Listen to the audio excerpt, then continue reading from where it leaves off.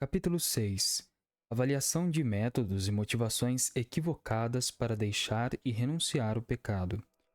Chego agora à terceira proposição e fundamentos do erro que faz com que homens iludidos pensem que seus pecados estão mortificados, quando na realidade não estão. Caso 3.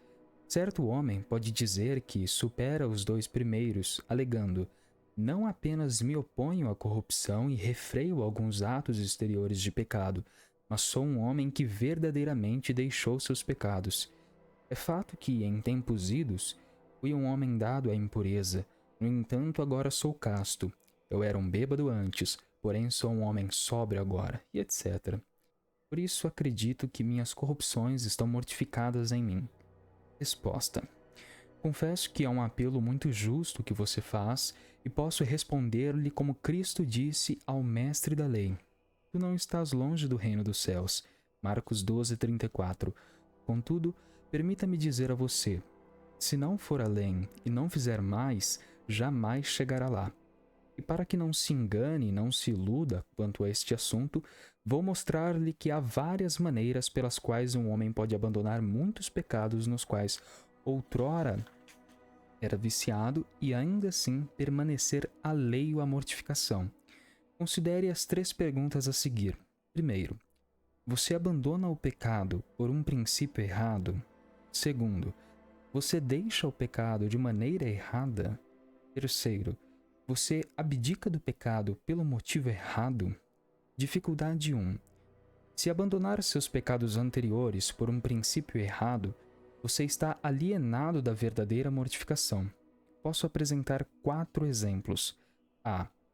Um homem que abandona o pecado porque não tem mais força ou habilidade para praticá-lo, deixa esse pecado por um princípio errado. Por exemplo, alguém que, em dias passados, entregava-se à imoralidade sexual e aos prazeres pecaminosos com as mulheres, e agora envelheceu e está doente, deixa isso de lado. Ora, isso não é graça mortificante. Ele não pratica mais o pecado porque o corpo está incapacitado e o vigor se foi. Por conta disso, já não pode cometer tal pecado. Portanto, isso não acontece graças ao homem. Talvez outra pessoa no passado tenha sido fortemente inclinada à embriaguez, mas agora os recursos são poucos e o dinheiro é escasso. Ela não tem os meios para continuar agindo como antes e, por consequência, abandona essa prática. Não importa qual seja o seu pecado, se o deixar pelo princípio errado, você está alheio à mortificação. B. Se deixa um pecado porque não teve a oportunidade de cometê-lo, você abandona o pecado por um princípio equivocado. Talvez não tenha o sigilo, a segurança ou a oportunidade para cometer tal pecado, e não pode fazer aquilo que faria em outras circunstâncias.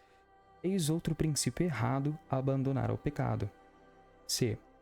Abandona o pecado por um princípio errado quem o larga porque o desejo e a tentação de tal pecado o deixaram primeiro.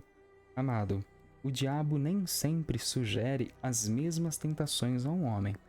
Pode ser que ele o induza e instigue a luxúria hoje e a embriaguez amanhã. O inimigo nem sempre bate na mesma tecla para tentá-lo. Pode ser que você tenha deixado alguns pecados, mas só porque o diabo deixou de tentá-lo nesses pecados. Isso não é louvável, pois você pode deixar o pecado por esse princípio e ainda ser um estranho à mortificação. Alguns homens se entregavam à impureza sexual e promiscuidade na juventude.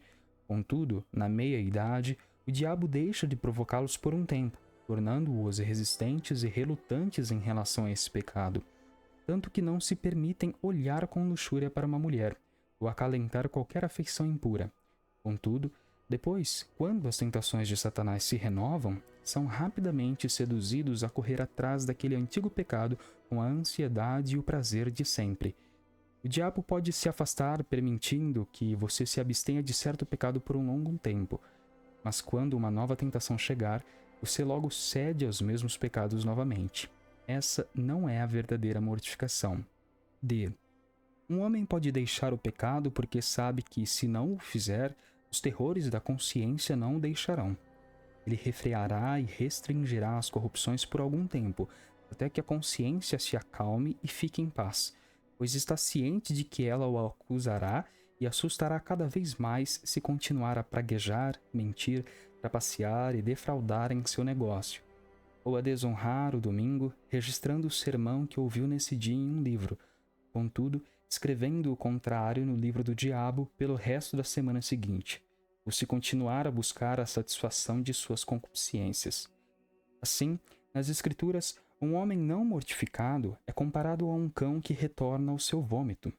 Em 2 Pedro 2, do 20 ao 22, o apóstolo Pedro fala de alguns que foram tão longe no cristianismo a ponto de escapar das corrupções do mundo por meio do conhecimento do Senhor e Salvador Jesus Cristo, embora tenham se emaranhado nelas mais uma vez e sido derrotados.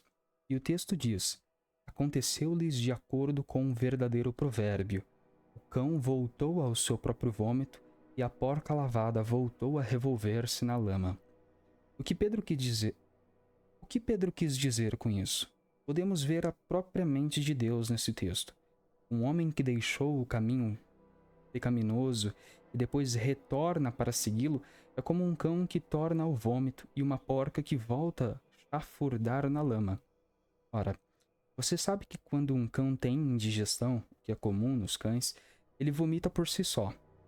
Assim também faz o homem iníquo, quando a consciência o perturba e acusa.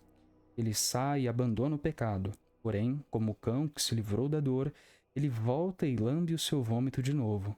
Assim ocorre com um homem perverso. Quando a consciência está tranquila e o horror de seu julgamento passou, ele retorna aos antigos pecados, cometendo-os com maior prazer e dedicação do que nunca.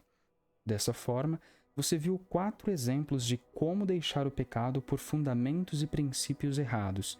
Se alguém deixa os pecados pregressos por um princípio errado, é um estranho à verdadeira mortificação. Dificuldade 2. Se abandonar suas corrupções de maneira errada, você está alheio à obra de mortificação. Vou dar-lhe 6 exemplos. A. Alguém deixa o pecado de maneira errada quando abandona um pecado, mas se permite outro. Li acerca de um homem que era muito dado à embriaguez. No entanto, depois de ler as palestras de Platão que condenam esse pecado, ele nunca mais se embebedou, mas se entregou a outros pecados tão ruins quanto a bebedeira. Ora, abdicar de um pecado, mas passar a aceitar outro, não é evidência de mortificação, pois ela se apodera de todo o cerne do pecado. Na juventude, um homem pode estar inclinado ao pecado da imoralidade sexual, porém, quando fica velho, pode trocá-lo pelo pecado da mentalidade mundana. Ou em alguma parte da vida, pode ser dado ao esbanjamento e, em outro momento, abandoná-lo e cair no pecado da mesquinhez e da sovinice. A certa altura, ele pode ser culpado do pecado da hipocrisia e, mais tarde, cair em apostasia e blasfêmia declarada. Os naturalistas nos dizem que, a cada ano, a cobra muda de pele, porém continua sendo uma cobra, pois outra pele surge em seu lugar. Da mesma maneira, talvez você rejeite os antigos pecados, mas adota outros. Trata-se apenas de troca de pecados, não de mortificação, pois ao trocar um pecado por outro, o pecado não é subjugado. A iniquidade na qual era muito viciado em tempos anteriores pode estar adormecida agora, enquanto outro pecado está muito ativo, vigoroso e ativo em seu coração. Essa permuta de um pecado por outro fica muito aquém da mortificação. B. Alguém deixa o pecado de maneira errada quando abstém-se dos atos grosseiros de um pecado, contudo, não abandona os anseios e desejos interiores de sua alma por esse pecado. Agostinho deixou o pecado da imoralidade sexual, mas confessou que ainda tinha desejos secretos por tal pecado no coração. Se não extinguir esses anseios por um pecado na alma, você não o está deixando. Por exemplo, um homem pode deixar a prática da impureza sexual, porém, abrigar dentro de si pensamentos adúlteros, olhares lascivos, palavras vulgares e gestos devassos. Seu coração é como a bigorna do diabo, sobre a qual molda uma abundância de maldade especulativa. Isso não é mortificação, pois esta faz com que a pessoa abandone não apenas os atos externos do pecado, mas também o prazer secreto e a recompensa que recebia por aquele pecado. Se alguém deixa o pecado de maneira errada, quando abandona os pecados declarados, externos e notórios, todavia continua a se entregar às maldades internas e secretas. Isso é deixar o pecado parcialmente. Lemos sobre muitos pagãos que se abstiveram de cair em atos pecaminosos grosseiros. Anteriormente, consideramos Sócrates um homem tão livre de impurezas que nunca lançou um olhar lascivo ou fez um gesto carnal, e ainda era um pagão. O mesmo se aplica a Catão, um homem tão avesso à embriaguez que jamais beberia o suficiente para satisfazer sua natureza. E Aristóteles, que, embora reconhecesse e se abstivesse de atos óbvios de pecado, não estava familiarizado com seus pecados menores e insignificantes, porque era incapaz de notá-los. A leviandade que Aristóteles considerava uma virtude, Paulo julgava como pecado, meras conversas e gracejos tolos. Efésios 5:4. E enquanto Aristóteles elogiava o homem que pensa muito de si mesmo, Paulo enxerga tal coisa como orgulho. À luz da natureza, esses homens viam o mal em atos grosseiros de pecados, mas eram incapazes de discernir e evitar pecados cada vez menores. D. Alguém deixa o pecado de maneira errada quando faz isso de má vontade. Quando os marinheiros estão em uma grande tempestade, o navio está carregado de ricas mercadorias, o capitão diz a eles que, se não lançarem ao mar algumas dessas mercadorias, perderão tudo e irão naufragar. Bem, esses homens descartarão as mercadorias não porque não as valorizem, e sim porque amam mais a própria vida. Da mesma maneira, quando os homens perversos veem o fogo do inferno em um lago de enxofre diante deles e percebem que serão lançados nele se não abandonarem seus pecados, eles o fazem baseados nisso, embora de má vontade. E alguém deixa o pecado de maneira errada quando faz tal coisa com reserva e o intuito de cometer esse pecado outra vez, em outro momento. Talvez ele raciocine consigo mesmo: tenho apreciado muito a embriaguez e a boa companhia, mas agora estou doente e fraco e não tenho mais como continuar. Porém, se eu melhorar, voltarei aos velhos hábitos e às boas amizades. Outro pode pensar: larguei de mão o pecado da imoralidade sexual. Agora, porque meu corpo está fraco e não posso agir de acordo com ele. No entanto, se me recuperar, buscarei esses prazeres novamente. Pois bem, quando um homem deixa os pecados dessa maneira, eles inundarão mais uma vez a sua alma como uma enxurrada de águas poderosas, com mais ímpeto e força do que jamais tiveram antes. F. Alguém deixa o pecado de maneira errada quando abandona-os sem humilhação genuína e tristeza pelos pecados que está deixando para trás. O Sr. Bolton nos fala de sua experiência com um homem que estava, como ele pensava, em seu leito de morte. O sujeito era muito dado ao vinho e às mulheres. Era um alcoólatra radical e um tremendo lascivo. E enquanto estava deitado em sua cama, o Sr. Bolton perguntou-lhe se ele tinha alguma esperança no céu ou não. O homem respondeu: embora seja verdade que fui um bêbado, agora não mais. E eu fui um adúltero, porém agora deixei isso de lado. O Sr. Bolton observou que ele não expressou qualquer pesar, tristeza ou humilhação pelos pecados de que fora culpado. Portanto, perguntou-lhe se, caso Deus lhe restaurasse a saúde novamente, ele não voltaria a ser o mesmo homem que fora antes. E ele respondeu: não, por nada nesse mundo. Então agradou a Deus restaurar a saúde desse homem e não se passaram muitos meses após a sua recuperação.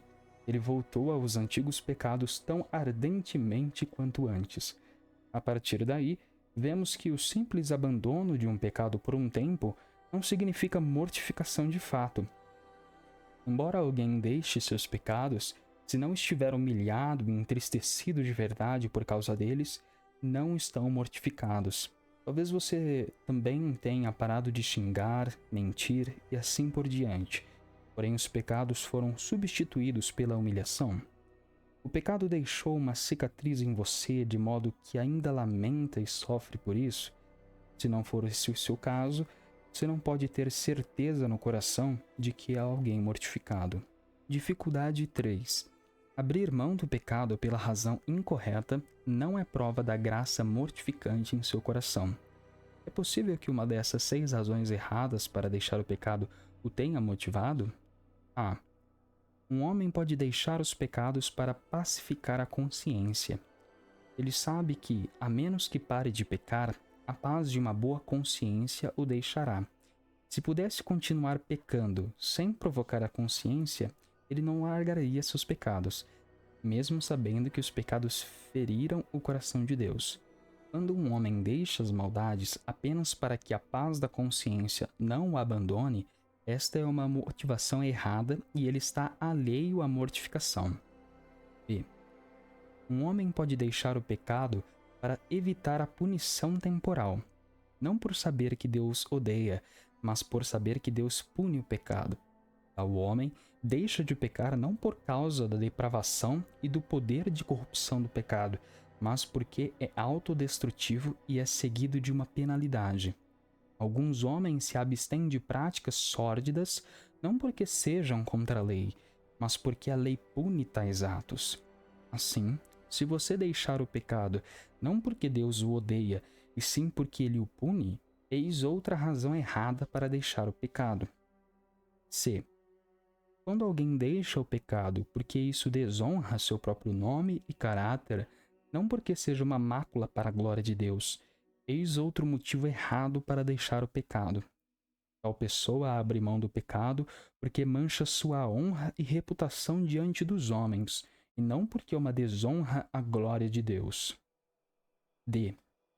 Um homem pode deixar os pecados na esperança de que os tormentos do inferno não o sigam.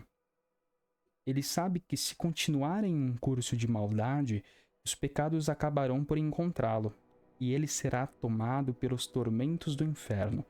Um homem mau abandona o pecado porque há um inferno que o segue, não porque há um inferno no pecado. Deixa o pecado porque provoca a ira vingativa de Deus, e não porque desonra a santidade e a pureza divinas. Larga o pecado não porque Deus lhe ordenou, porém porque há maldições pronunciadas na palavra de Deus contra ele. Bem, essa é uma motivação muito falsa e servil, utilizada por um homem para abdicar do pecado. E é possível que alguém deixe o pecado para que possa adotar outros menos suspeitos. Como disse antes, isso é deixar o pecado por política, abandonar certos pecados para que possa secretamente deleitar-se em outros. F.